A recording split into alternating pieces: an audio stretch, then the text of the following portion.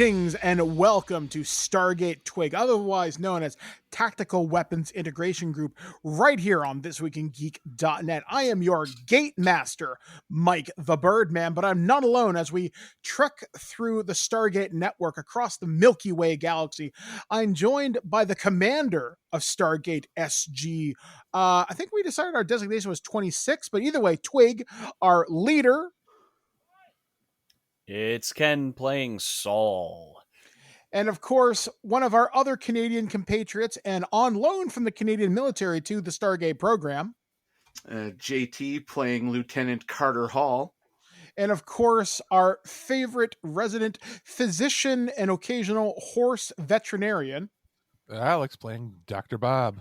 That's right, guys. So as we left our last mission, Stargate TWIG has returned back to the Phoenix base, and they have been under quarantine after the results of the mission to retrieve the medical samples and potentially compromising data that was captured at the facility. So since that time, probably about a month has passed. You were let out of containment after probably about a week. Things have more or less returned to normal at Phoenix Base. There are still lots of off-world missions that are going on right now.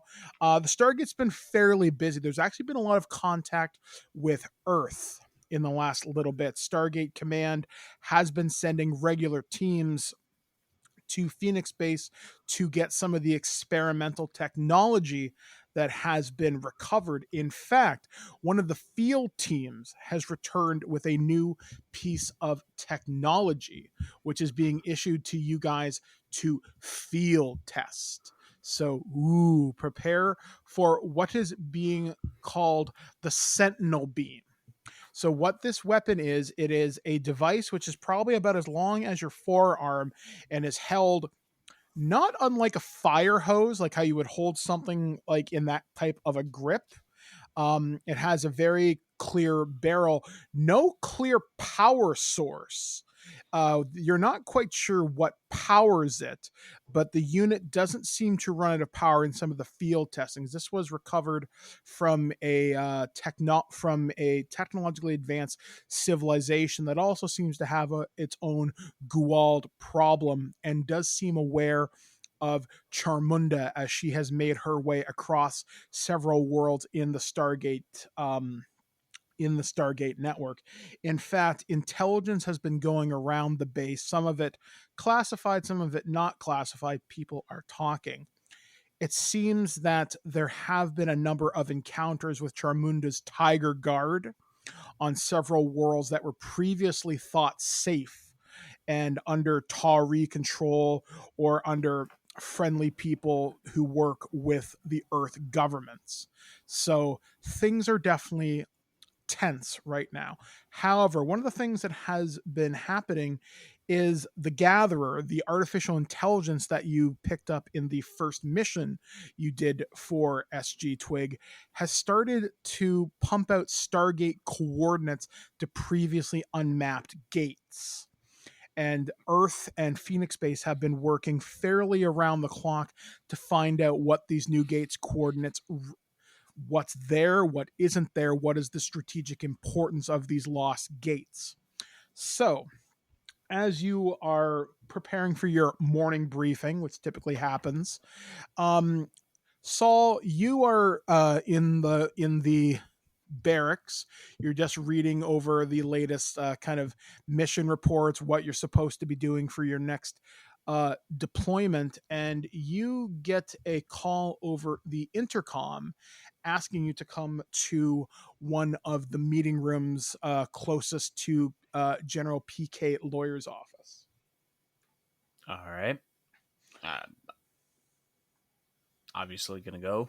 Okay, so you start heading down the hallway. Various Stargate personnel kind of look at you, and as you're passing by them, your team has picked up a bit of a reputation. Unfortunately, your team is not known for their great success rates. Unfortunately, there have been people that have died under your command, though your mission briefings indicate it was not your fault. people are starting to be a little wary of you. You also haven't seen the Makwa scientist Cha in quite some time. You're not even sure if he's even on base anymore right now. So you start heading down these various hallways, and like I said, people start giving you the side eye. And as you come down to this meeting room, you open the door, and there's a man sitting there in a black suit. He's probably maybe in his late 40s. He's got a fairly well kept crop of red hair, these really dark, thick glasses. Think of like Weezer glasses.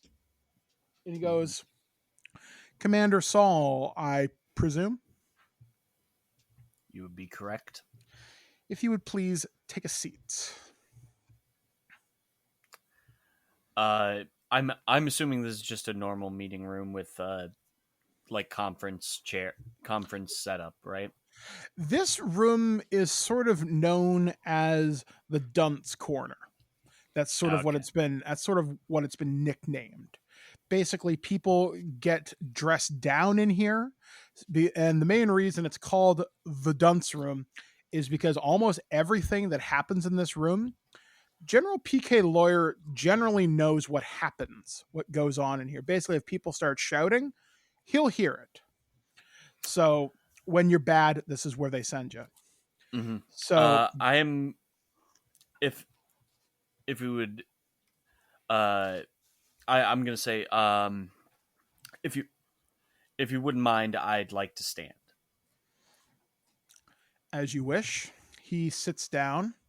He drinks a cup. He drinks from a cup of coffee, and he opens up a file folder. It's got that piece of twine entangled around on it, and he unwraps it, and you notice across the top, written big red letters, "Top secret, for eyes only."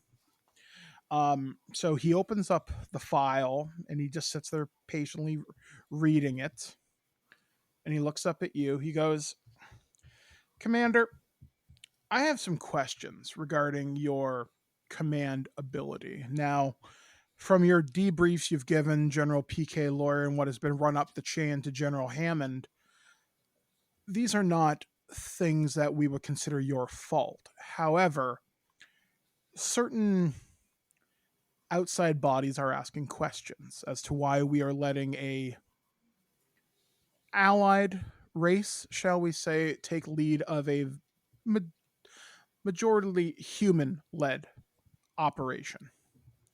However, that being said, there are certain departments that I represent that do see potential in what your team has been able to accomplish, particularly with your incident with the Makwa and bringing back the Makwa engineer from his doomed moon, unfortunately. The Gatherer is the intelligence AI that you brought back, and it has provided several interesting bits of intel, something that we wish to act very, very quickly on. So I am here at the behest of Stargate Command. You will be reporting directly to me, and then I will be reporting directly to General Hammond. He says, before I go any further, my name is Agent Malcolm Reeds, and my interest in you is I need a team on the ground to go through some of the Gatherer's intelligence. We have potential intelligence. We may have found one of Charmunda's bases of operation, and they don't know that we're there. We sent a MALP probe through a couple of days ago, and it returned some very interesting readings before it came back through the gate. We're pretty sure it wasn't detected by any of her Jaffa or her Tiger Guards in general. That being said, I do believe this is an opportunity for your team to make a significant difference to the war effort.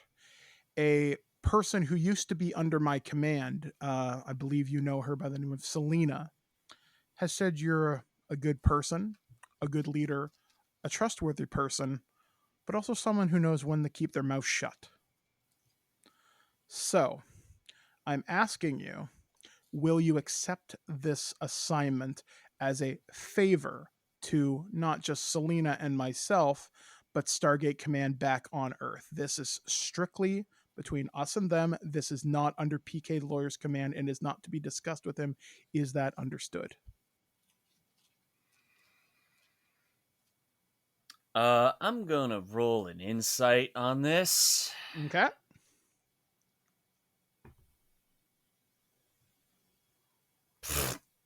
That's a 5.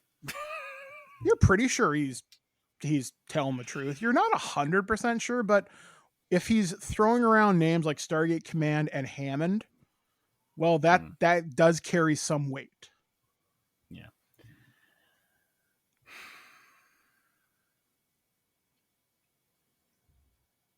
As much,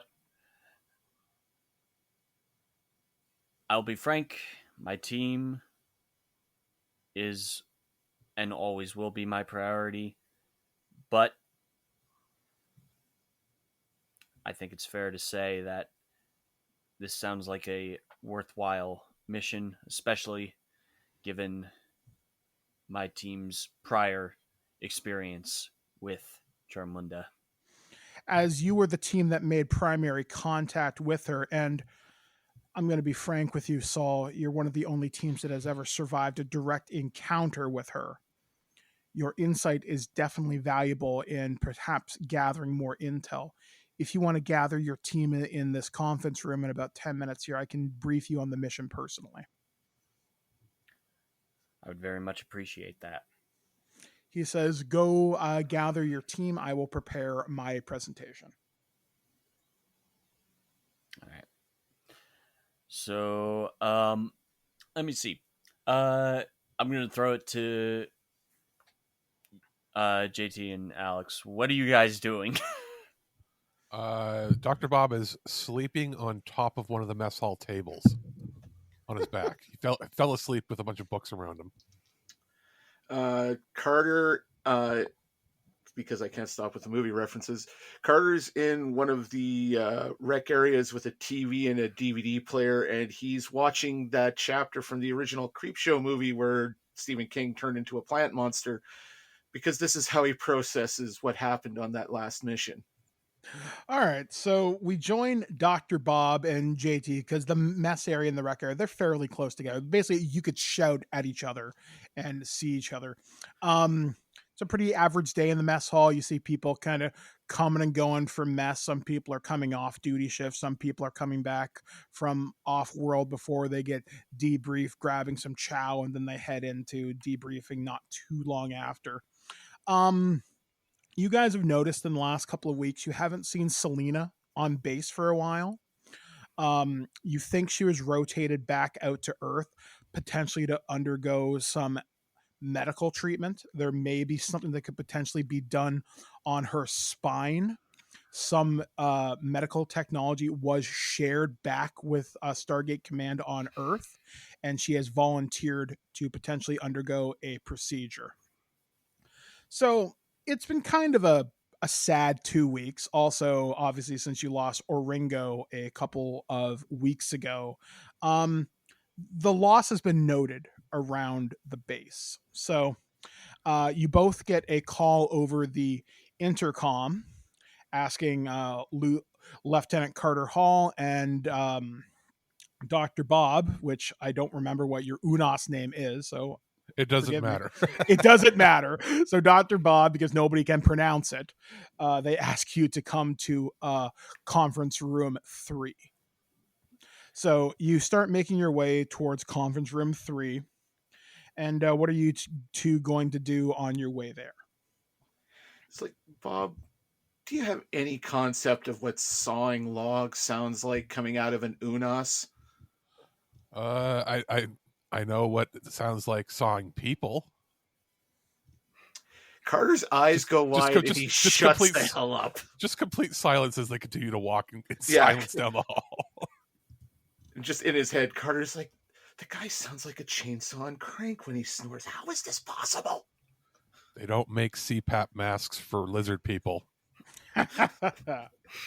That's right. Carter's gone slowly insane, and he's got Dr. Bob as a voice in his head.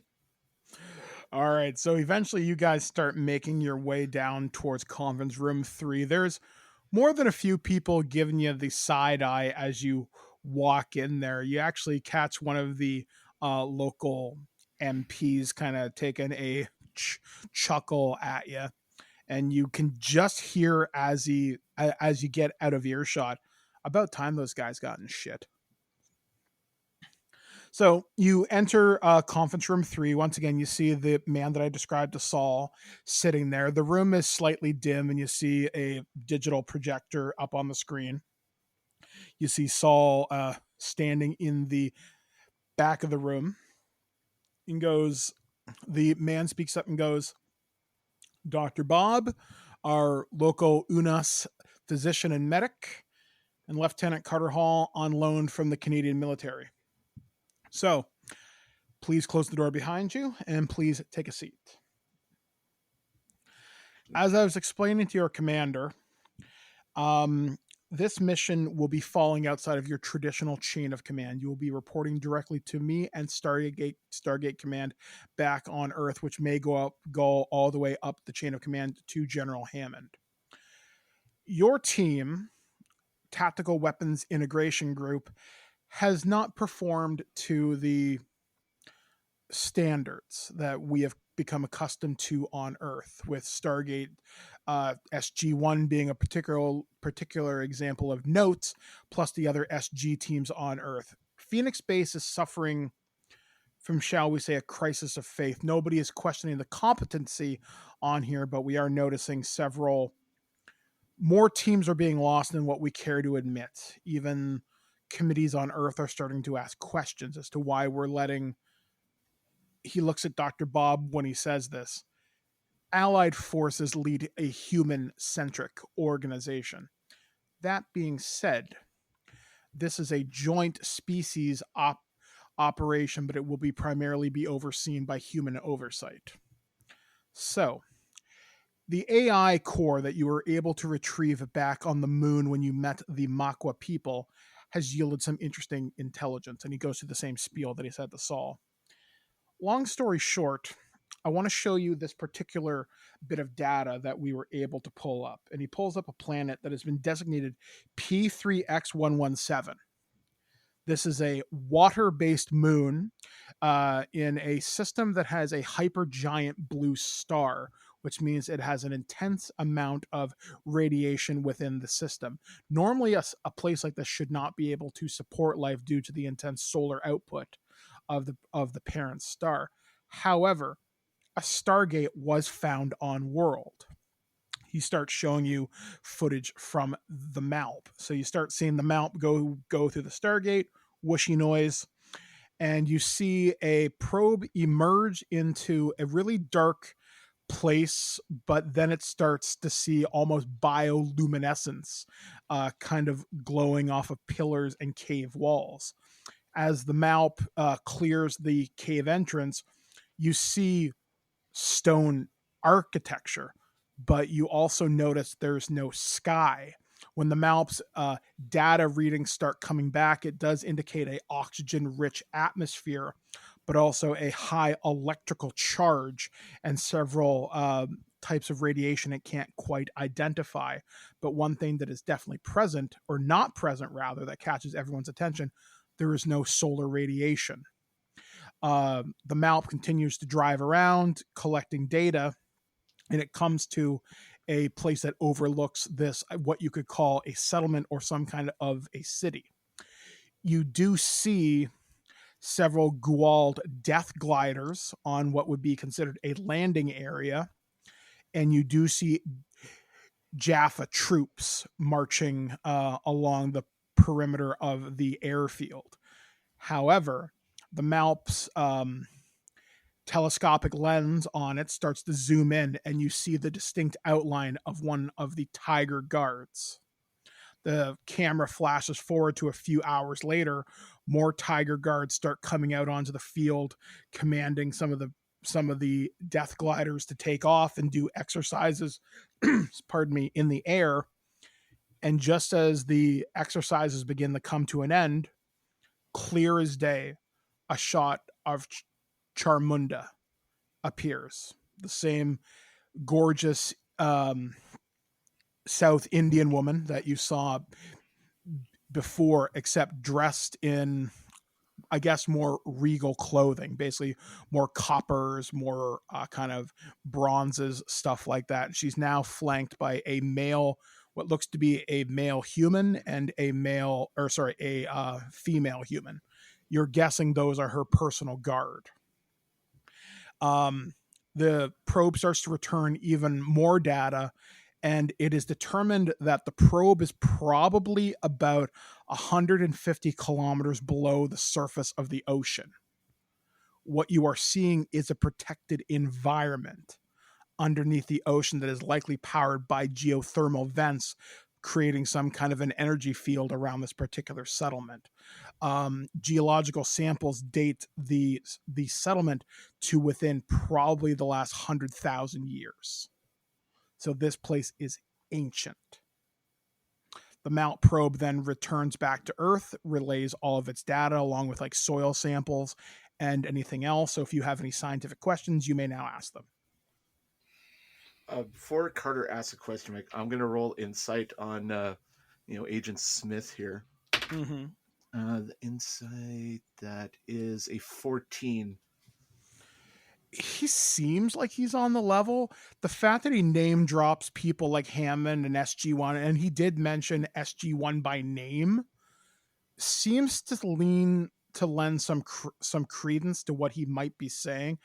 However, that being said, something seems a little bit off, as he's explicitly telling you to not listen to PK Lawyer and you're not following the usual base chain of command, as that actually does somewhat countermeasure the orders you were given back when the Canadian military put you on orders. You were instructed implicitly to follow PK Lawyer's orders as your direct superior.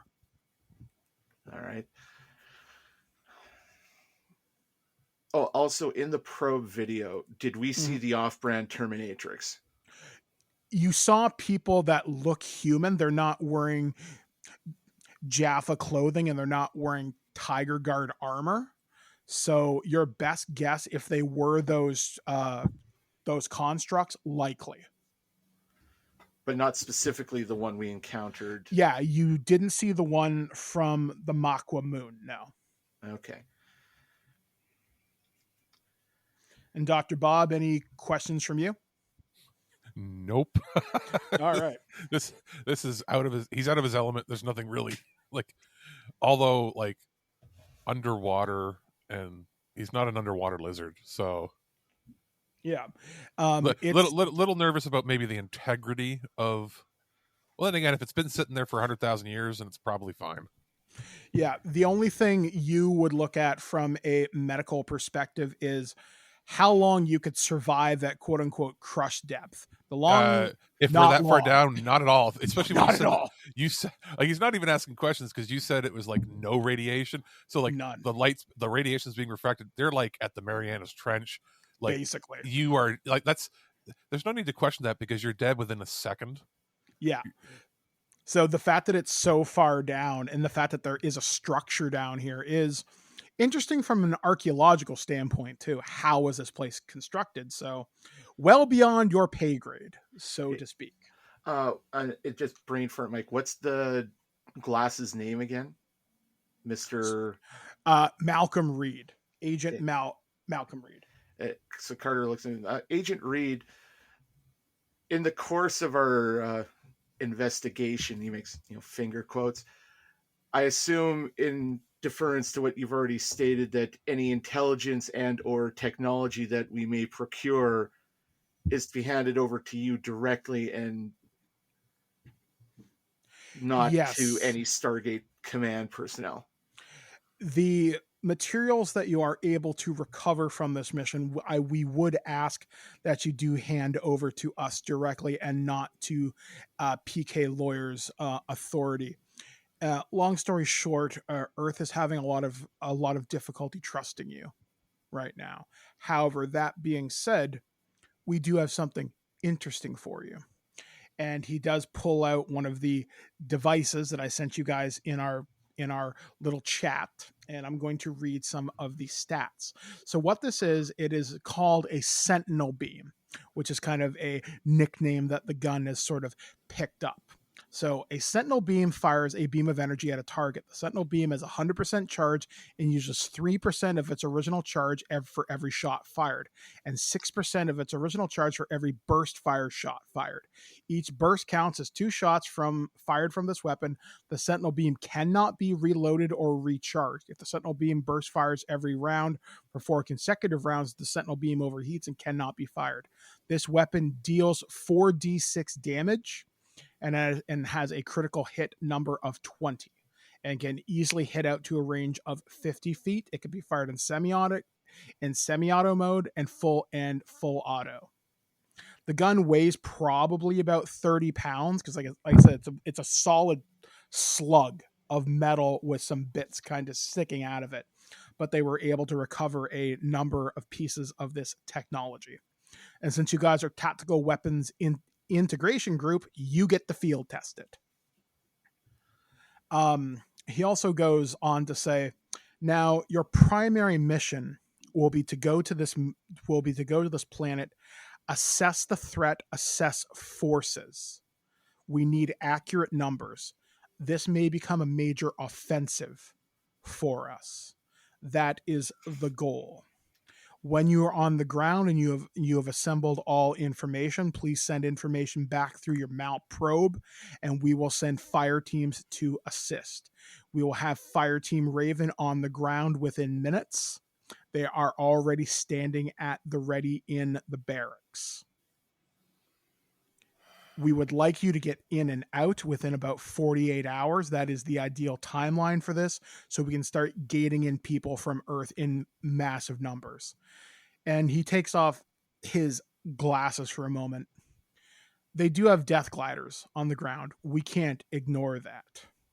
We are considering bringing in heavy support, such as small armored vehicles and Hummers mounted with 50 cals.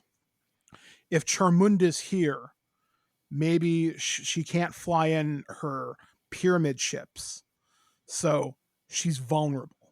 We could turn the tide of the war tomorrow. So, with all that being said, you all have your instructions. I wish you the best of luck. If you need any further resources, you may report to me directly. I have a private and secure comm channel. He hands Saul the communication kind of frequency. This is secure with CIA level encryption and cannot be hacked. With that, gentlemen, Dr. Bob, I wish you the best of luck. Anybody else notice that he just said gentleman and Dr. Bob? Yeah, and the We're reference. going to let that go this time, right? I'm assuming he's left the office right now. Oh, I Dr. Bob didn't give a shit. He just said it out loud. I wouldn't put past you. I'm assuming he's left. Yes, the office. He has left the room. Carter looks at Bob. And I'm going to wait. Sorry, a few seconds. It has to do, like, do you think it has to do with me carrying a bunch of severed heads over the course of a few missions? Like, is that it? Like, you see, like, you carry a couple severed heads into the office, and you're now marked for life. You're no longer somebody writes you up to HR. That's how it goes. Like I'm gonna. You're no longer a gentleman because you carried a bunch of severed heads in a burlap sack around. I'm gonna roll. I would guess insight to make sure that we're not being monitored by Agent Reeds at Dr. all. Bob doesn't care. Would that be perception? Perception. Yeah, perceptions also do. That is a 18. You're pretty sure this meeting was probably recorded. You don't know where, but judging from the way he was talking and just the way that his mannerisms were, you also notice he didn't really stray from one part of the room. Almost like he was intentionally standing in the way of something. while looking around the room, each conference room is equipped with cameras. The camera's been unplugged. Of course it is. When Carter sees that, he looks at Dr. Bob, and I believe the situation, in your words, is fucky. Yeah. Okay, so it's not just me. No, it's not just you. Yeah, I had a feeling that this was that Like our Dr. little Bob, our Dr. little Bob- discovery last mission has unearthed some let's just say not great things. Yeah, And now we're on their radar. I would say so. And Dr. Bob has just been standing the whole time with the what the fuck hands up in the air. Like, it's just me? And Just Carter, me? he's looking at the camera, and he just kind of reaches up and, grabs the cord, and he's just kind of looking, and he's like, Commander Saul, I've seen way too movies with this scenario. I have read way too many reports of this scenario. We are not being told everything. And did you notice that he kept saying instructions and not orders? Of course, because he has no technical position. He's not in a position to give orders. That also means that he's looking at us as pawns. Say what you will about General Lawyer. He at least gives a crap about us. I have a feeling that they know more about what we know than they let on. Because again, last mission, we found what we really shouldn't have.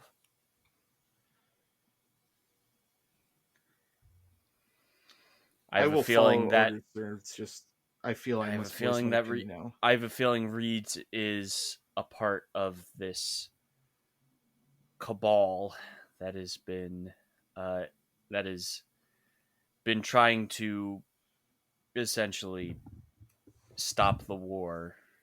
That's it. From now way on, I'm quicker carrying than it should be. I'm carrying one of those, coroner's little mini voice recorders everywhere I go from now on. Don't trust nobody. Thursday, 3 p.m. Something's fucky in the cafeteria. Thursday, 4 p.m. Still bullshit. It's literally one of those because it's like 2001 or whatever, 2002. It's not a digital recorder. It's one of the ones that uses like the mini tiny tapes from like the dollar store for like the micro cassettes, answering machines. Yeah. Yes, yeah. It's so it's just, but it looks like a stick of gum in his hands, in Dr. Bob's hands, and he's just like, it's Monday, 7 a.m. The cereal was good. Click. That'll be our like post season 1 content. The Diaries of Dr. Bob. Just 30 seconds of you reciting a day. Like that. That's our Marvel post credit scene. Is just him reciting things like grasshoppers do go with spaghetti. Click, and then just moving on. It's just him trying different recipes and speaking. So horses are still not my friend. Don't understand. All of our gear is confiscated at the end of the missions, and somebody has to debrief all of our notes, and everybody's notes is like mission briefings, stuff that's happened. Dr. Bob's is recipes he's tried in the field. That's all it is. It's not even medical records of people. Like, he performed 6 autopsies today, and the entire autopsy report is like, you can hear him cracking bones and everything, but he's just talking about what kind of cake he's going to make on the weekend. Also, Thursday, 7 p.m. Carter is obsessed with this sport called hockey. Yeah. He worships at this god called Blockbuster.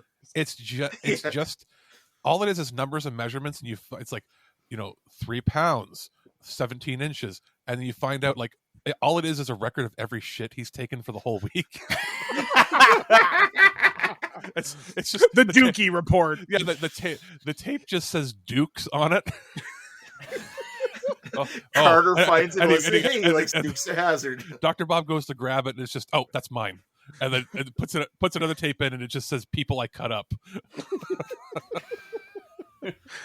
All right, so Reed has left the room. You guys have been there for probably just a couple of minutes. You can go through his notes. He did leave the presentation up. You can review the Malp footage, you have pretty much access to the base before you want to go off on mission. He just asks that you inform him so that the gate can kind of spin up for you.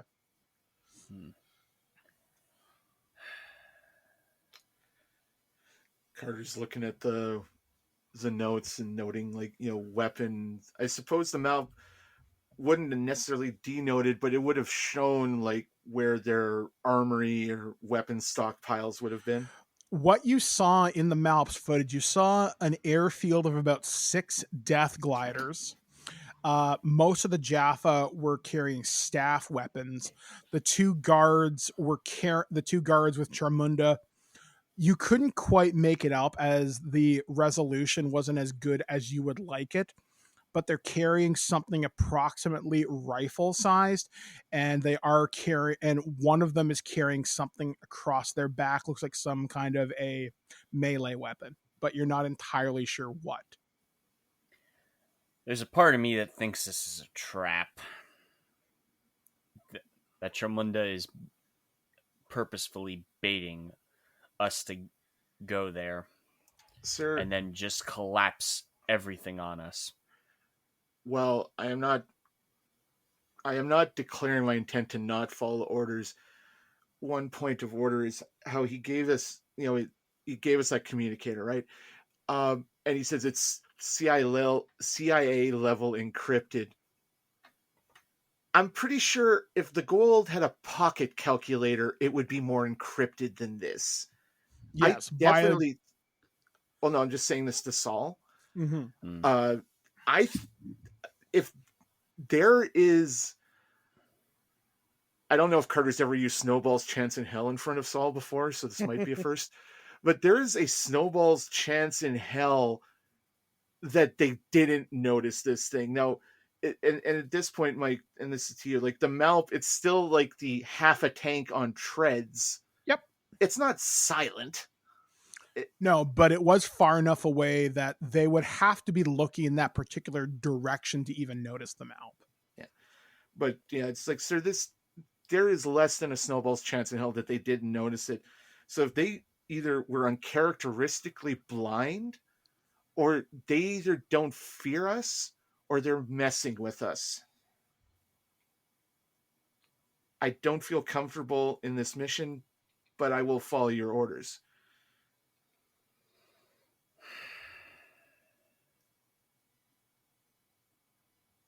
I'm assuming, Bob, you don't care either way. Bob is just lost in thought, just staring at the wall. It's when basically he's having his full I've been racially profiled moment. Hey, Bob, you still with us? And Carter just snaps twice in the air. Yes. Bob, are you thinking about cake right now? I'm not. When aren't I? Not thinking of cake. Yes. Mission. And it just goes right back into a glazed up daze. No. Dr. Bob is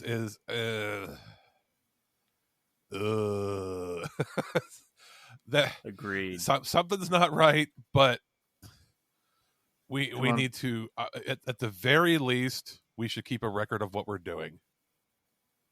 Oh, this is a cover your behind kind of mission from the sounds of things. Hey, he said bring back all technology and data and give it to him. He never said about bringing back 2 copies of it.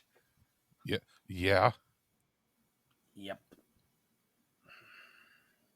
So, Saul is going to have to do some espionage here. And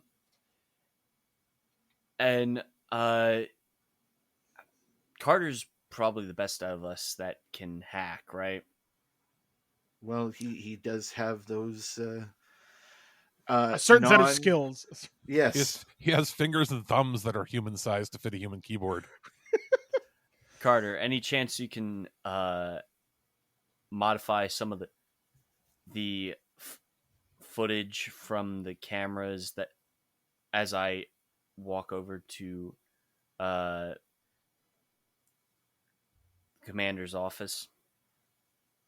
If I had access to the system, I can certainly attempt that, sir. Obviously, there's nothing in here I can use. Okay, so I guess we'll start with JT first. So, what is it that you want to do? You do have access as you are a lieutenant. You've got fairly high level access, but if to require anything above your quote unquote pay grade will require security clearance and authorization from one superior officer. Well, it's good thing that I have pretty high marks in deception and sleight of hand Okay, so who are you going and to talk performance. to? Well, obviously, I need to access the security system, so I need to go to. I guess I guess it wouldn't be wrong to call it the security office. Yep, yep. You can go down there. And okay, do I see? Is it just like a blank door like in the Stargate base, or is there like one of those windows with like the security glass with the wire in Yep. between the two paints? Yep. Okay. Yeah, you go down there. You see a couple of young guards now. You see two girls and a guy. They're just kind of sitting at their desks doing routine stuff with their backs to you. One of them is kind of playing solitaire. The other one is typing something up on a computer, and the other one is just looking over the different video feeds from outside the base and inside the base. Okay. And just flashing back to the room there as we're planning this, looks at Saul. All right, sir, I need to know the exact path you're going to take in order to effect this properly. All right, I'm gonna walk back to my office, and then from my office over to the commander's office. Do you mean General PK Lawyer? Is that who you want to go see? Correct. Oh, okay. Yep. All right. All right, so I just basically have to loop the cameras along that path so if Reed has eyes and ears in the base already, he won't see this. All right. So JT, you can pretty much walk in. You're known as one of the friendliest guys on base. No one's gonna look at you too hard. They might ask why you're here, though. Okay. On the way there, Carter stops by the commissary, gets a to-go box, and he loads up with the freshest cookies he can find. Okay. All right. And he walks in, and I'm assuming Carter would at least be on a first name basis with a couple of these guys. Yeah, you recognize Privates Sally, Private Jim, and an older gentleman named Sergeant Fred. Okay.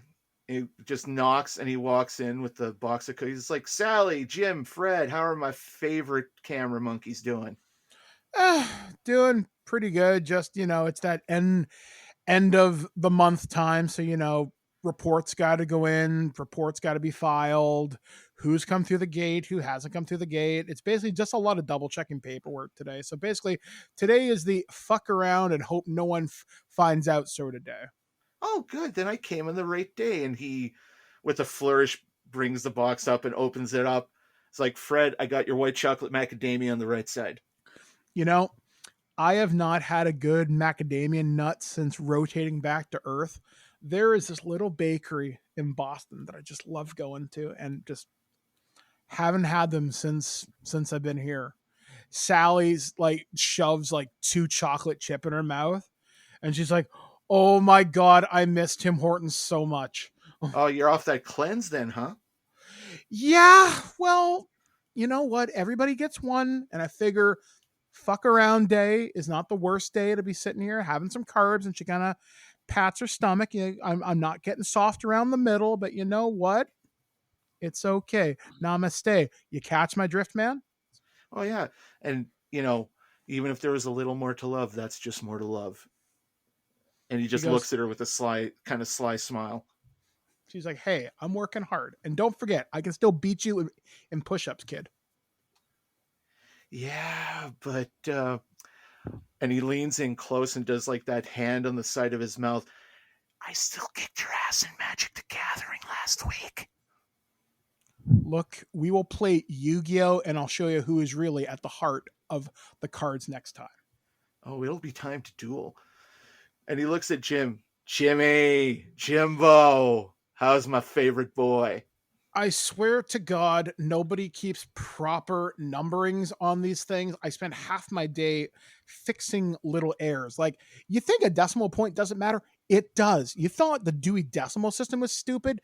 ID numbers are just as dumb that I have to match those with RF transmitters, that I have to triple that, then I have to double check that with security. I got to double check that with the Armory, got to double check that with comings and goings, and I got to double check that with even more security clearances. Then I got this other stupid asshole who has a clearance I've never seen before. And it's one headache after another. Seriously, it's supposed to be my day off. He looks over at Sally. By the way, thanks for that. He's like, look, I don't mean to take it out on you. I'm playing some solitaire, trying to take a break from all this crap, and it never stops. I'll be here until at least 10 tonight, and my shift ends at like 7. I know I'm going to be eating dinner in a chair tonight where I'm not comfortable. And you know what? My bony ass already hurts. And Carter just kind of, are they flat-footed chairs, or do they have, it's like the rolly chairs? They're like the rolly chairs you would see at like every college campus in like the 2000s, ones that have absolutely no give. Okay. But Carter, because he's so damn smooth, it works for him. And he slides over to Jim and he's like, look, dude, I can see you're stressing. What did we talk about? Working our pressure points. And he does the Bad Boys 2 USA motion. Okay. And he's like, and then he pulls from his back pocket these, you don't know how Carter got them, but Carter's essentially the face of this particular A-team. Okay. And he's got 2 of those Reese's Peanut Butter O'Henrys. He's like, okay. It's like, I know you got a sweet tooth. You're not a cookie man, and that's cool. I respect your game. Why don't you take these, have a 10-minute break in the mess? You know me, I'm good for it. I'm on limited duty right now. I don't have anything coming up anytime soon. I got you for 10 minutes, man. Hell, take 15. I'm your boy. And he gives him a fist bump. Roll me charisma. Let's see if you can get Jim to leave his post. All right. Charisma, come on, baby. My dice move, so I do have to roll twice. Okay. I got 11. I got 18. Okay, so Jim's like, you know what? I'm going to go take a walk. I'll be back in like 20 minutes. You know what? If you could cover me for a half hour, I need a shower, man. I feel gross. I didn't get one this morning. Cover me for half an hour, and I'm taking my 15 plus a personal. Yep, it's all good. I'll keep an eye on things here. And he's like, he points, he's like, you want me to just take care of this? You just leave it till you get back. And he indicates the stuff on the screen. Yeah, he goes, you know the system more or less. Just if you come across that weird guy, just leave that to me. I got to deal with that because I got to input him into the system anyway. So everything else is fine. And when he says weird guy, you mean the man in black? Yeah, some fucking dickhead. I don't know. He's got some security clearance that I've never seen before. That's not unusual. We are still an offsite base, so maybe this would be more common on Earth, but here, I don't know. For all I know, he's the equivalent of a Guatemalan diplomat. I don't know. Either way, I don't know. Just, I got to go take a shower. Yeah. I'll be back in 30. Yeah. Oh, and then he snaps his fingers and points at Fred. It's like, Fred, conference room 3, I heard one of the guards talking that the camera wasn't working. I'll send one of my techs up. We've been having trouble with that room for like a month, and I'm not sure what keeps happening. I think we need to put in a requisition thing to Earth because something keeps pulling the coax cable in that room. So either somebody's installing it too tight whenever we rotate the camera, or we bought this from the lowest possible distributor. Either way, it sucks. Dude, it's the government. It's always the lowest contract bidder. Yeah, I know. And who has to stock it? Me. But hey, I appreciate the cookies. When we rotate back to Earth, I'll take you out to Boston sometime. I really appreciate this. Dude, you know it. And then he just looks and winks at Sally. All right. So we're going to switch scenes as we are coming up at the top of the hour. All right, Ken. So, Saul, you have arrived at General PK Lawyer's office.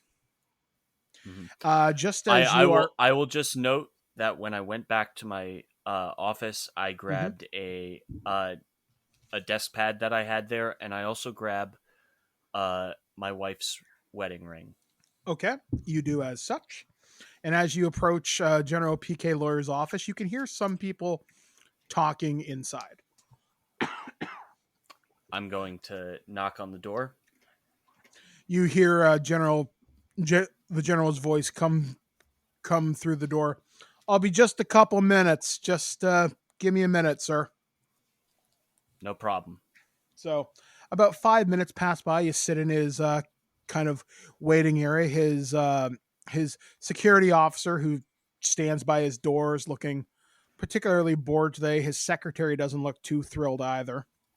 And after a couple minutes passes out, you see Agent Malcolm Reed leave his office and goes, "And your cooperation is always appreciated, General. I will be in touch with you soon." And he looks at you, goes, "Commander Saul," and he keeps walking. All right. I just give a look to PK because, of course, we have history. Mm-hmm. And I just give him the look of something's fishy, and I'm sure you know it. He goes, "I see you've met our latest agency that has an interest in the Stargate program."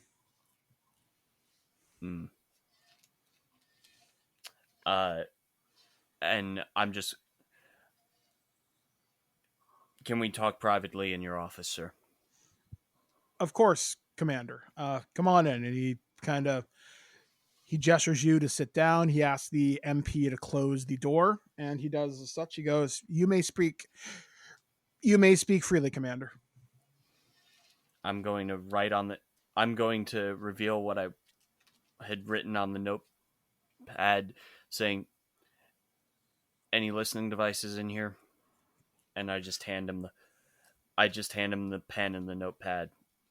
He walks over, or he picks it up from across his desk. He looks at it, looks at you, and he looks at a kind of trash can and kind of writes back on the pad with a frowny face. I'm gonna walk over to the trash bin and look into it. You notice it has one of those lips underneath it where like something would like kind of snap onto it. And underneath the lip, you do find something probably about the size of a thumb drive with a blinking red light on it. I'm just going to disconnect that for a sec. All right. How are you going to do that? I'm going to roll my engineering. Okay. That is a 20 unnatural. Okay, so you are able to disconnect what is essentially the watch battery from it, and the device powers down. Sir, I'm going to be frank with you, and I'm going to make a note to not be in view of the cameras, that they can read my lips. Mm-hmm. Back on our previous mission, we came to the knowledge that there might be unsavory people Stargate Command that want to finish this war in less than savory means. What are you talking about, Commander? Remember when we first met and he just I just put my wife's wedding ring on his desk. How you told me that Stargate would help stop everything, including rescue my daughter. Yes. Yes, we did promise you that, and we do still have full intentions to do that. We need more actionable intelligence before we can do that. But And yes. I would agree with that. The problem is that agent has requiesced my team to partake in a off-the-books mission. He looks at you. He turns his back so he can overlook the Stargate itself, basically, so no one can see what he's doing. Basically, it looks like General Hammond's office. And he goes, "What exactly do you mean off the books, Commander?" I was informed by Mr. Reeds to not inform you of our mission. However, I find that to be a bit unsavory and, frankly, unprofessional given the fact that of our own personal relationship.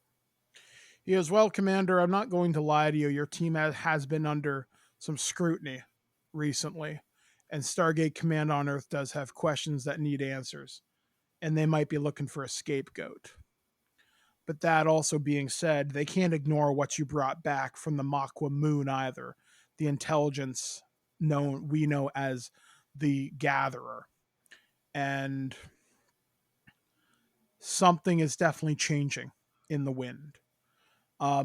Orders that do come through from General Hammond often are contradictory now, so much so that I have to call back to Earth to verify them. And that's happened more often than I would like.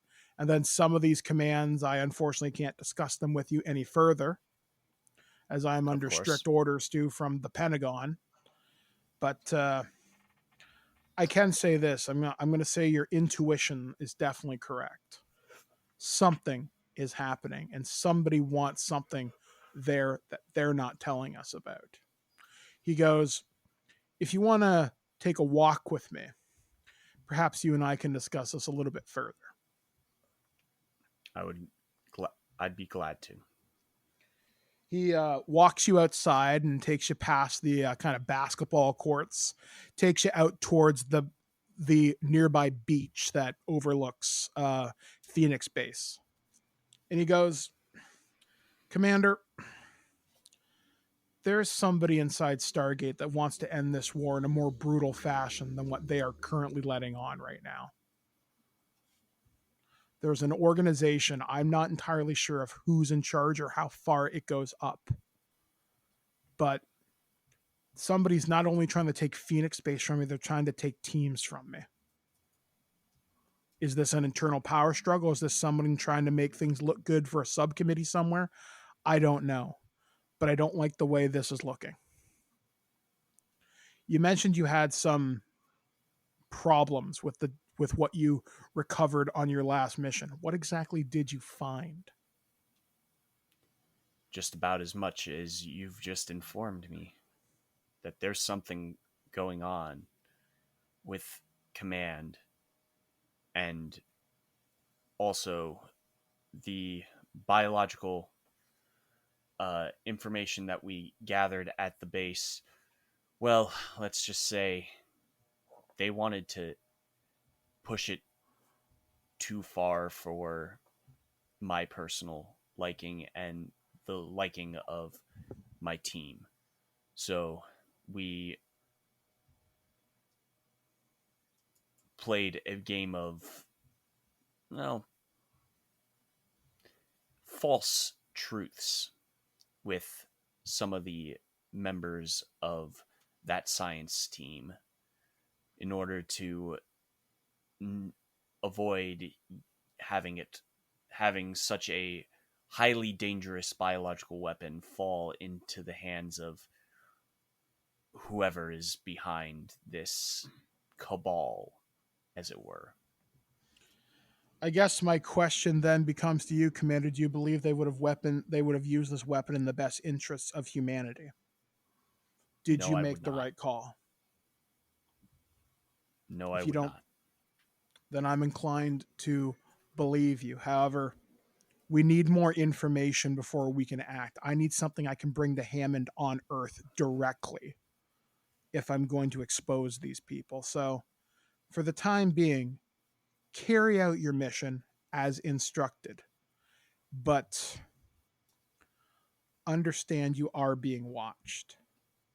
I don't know by who, I don't know who's a friend and who's not a friend, but you do need to stay on your guard. So, people are going to start asking questions about where we've gone for so long, so I would suggest you prep your team to go through the gate within the next hour. Understood, sir. All right. So we flash forward about an hour or so later. And Dr. Bob, you've got all your gear. Carter, you've got all of your gear. You are given the new weapons. You do have the option to bring the anti-synthetic rifles that were acquired on the Makwa moon, as you could potentially encounter Charmunda forces. However, you are asked only to engage if given no other choice. This mission's primary objective is recon and count the number of forces that are on the ground currently. What are they after? And the anti-synth weapons, what were that was the ADS rifles, right? Yes. Yes. Okay. Yeah. Okay. Got that. And so would I take that in place of my G36 or in addition to? You can sling two weapons, but it will be a little awkward. So it's going to take you at least a round to switch them. I'll risk it, so I'll take both. Okay. Dr. Bob, are you going to requisition any special equipment? Actually, no. Okay. Nothing special. So, I think my current kit is fine. Boomstick and clackblade? Stab and shoot. It's basically a shotgun and a clack blade, and then I got my med kit and that stuff. And I don't want to be bogged down. I don't want to be bogged down with too much. I was going to say, this whole time that you guys were doing your things, Dr. Bob is just wandering the halls, trying to draw attention, just in case, like, people because if he's already the target of attention from people, just randomly wandering, walking the halls, and just looking up at all the lights, just for no reason. What you're singing, Alex? Dr. Bob, I'm a Barbie girl in a Barbie. Or just draw attention to yourself. But like muttering it very, very low under his breath, so people have to get close to hear it.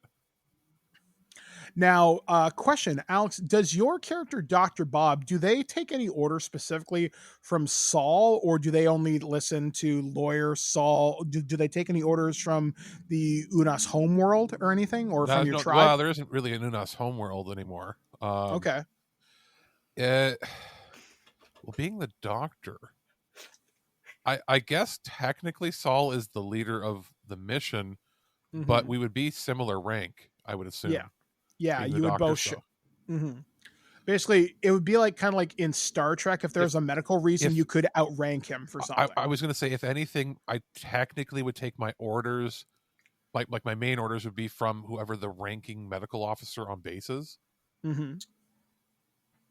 Okay, so like a bit of both. Like, yes, I take orders from Saul in a mission, in the context of a mission, but once we're on base, I would be part of the medical team. Okay, so one of the orders that has come through to you specifically before you are to depart through the gate is, if you do encounter any Jaffa bodies, or if you are able to recover one of the constructs that you have encountered, if you can recover the technology fairly intact, you are tasked with this objective if it is possible. Okay. Okay. Okay, then I requisition a large backpack, Okay. So you are given Body the bag. like a hockey bag, but on me it looks like a backpack. all right. So you are given a specialty made backpack, which in basically we're not really keeping track of encumbrance rules, but more or less you can double your carrying capacity without getting winded. Like the kind of thing like you'd carry a portable tent in, but I've taken the tent and thrown it on the floor. Yeah. So okay. So you do have that that. in the gate room. Yeah, just don't. I won't be needing this, and I just don't. They hand me. I requisition a portable camping bag with like a tent, and I just open it and dump it on the gate room floor. I won't be needing that, and then just close it up. Pick that up for me, kid. So with all that being said, you guys are ready to go through the gate. Yes. Yep. All right, cool. So the gate command spins up, goes through the chevron sequence. The gate starts to dial. Wormhole activates, and you step through. And as you step through, huge rush of cold hits you, as it often does. This trip seems colder than normal. So when you emerge on the other side of the gate, you are all covered in a heavy layer of frost this time. But when you emerge out, you are in the same bioluminescent cave that looks like it was. It looks like the cave was almost. It doesn't look natural, but it doesn't look carved either. Almost like something grew here in a very, very strange, but definitely biological way. You don't hear anything other than the gate kind of shutting down as you exit the kind of wormhole. And, well, you're now on the planet, I think I called it P3X117. And before you is the ancient abandoned city in ruin where Chamunda has taken up residence. As for what purpose and what reason, you're not entirely sure. But your object is to not engage, but count the forces that are on the ground. So what is going to happen as we begin to wrap up season 1 of Stargate SG-TWIG? Well, some kind of a conspiracy is definitely happening within the echelons of Stargate Command's power structure. What does that mean for our guys? Who can be trusted? Who can't be trusted? And I'm sure we'll find those answers out as we continue our next couple of adventures in the Stargate universe. So coming from the great state of New Jersey, we have been Ken playing Saul. from Canada's breadbasket from the Great Prairies. JT playing Carter Hall. And of course, the town that celebrates Oktoberfest in all the right ways. Wait, what's all the wrong way? Oh, I guess okay. The wrong ways would be Nazi stuff, but yes. Would be Alex playing Dr. Bob. And I've been your gate master, Mike the Birdman, saying, and until next time, folks, chevrons locked.